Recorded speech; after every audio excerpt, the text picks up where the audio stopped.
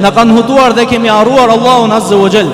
Kemi harruar se do të dalim në ditën më të nxehtë, që kur Allahu Azza wa Jall ka krijuar tokën dhe ka kurtisur tokën, do të qëndrojsh para Allahut Azza wa Jall, yawma yaqumu an-nasu li rabbil alamin.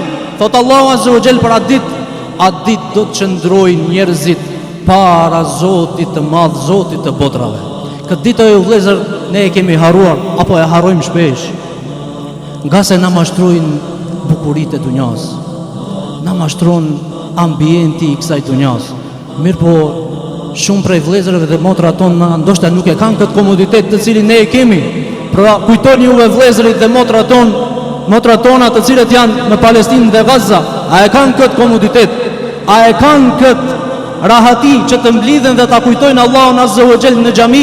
Megjithatë ata i gjenë të fortë dhe i gjenë stabil dhe i gjenë të vendosur në rrugën e Allahut Azza wa Jall dhe nuk pranojnë që të largohen prej vendeve të tyre me gjithë mundimit dhe vuajtjeve të cilët ata i shijojnë. Ata shumë ndoshta kanë dëshirë të mblidhen në një ambient si ky, me klima. Dhe shumë kanë dëshirë ndoshta të dëgjojnë prej hoxhallarëve të tyre, prej dietarëve dhe hoxhallarëve të tyre, mirë po nuk e kanë atë mundësi. Allahu Azza wa Jall tash për tash është duke i privuar dhe duke i testuar. Ty edhe mua Allahu Azza wa Jall na ka mundsuar.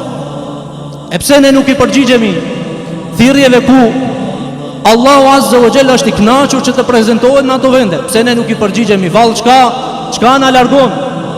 Cili është sebebi? Një kafe në kafene apo një darkë në restorant? Po kjo nuk do të vazhdojë 3 ditë. Kjo do të jetë 1 orë e gjysmë dhe je në kopsh prej kopshteve të xhenetit. Je në mëshirën e Allahut Azza wa Jall, je i rrethekuar me melek, megjithatë zemra jote e vrazhd. Nuk ka mundësi që pas namazit të qëndron dhe qohet me njëherë dhe del prej xhamisë, sikurse ka ardhur me zord në xhami. O ju vëllezër, qëndroni pas namazit, qëndroni dhe përmendni Allahun Azza wa Jall. Së paku 33 herë subhanallah, 33 herë alhamdulillah, 33 herë Allahu akbar dhe përfundoni me la ilaha illa Allahu wahdahu la sharika lah, lahul mulku wa lahul hamdu wa huwa ala kulli shay'in qadir.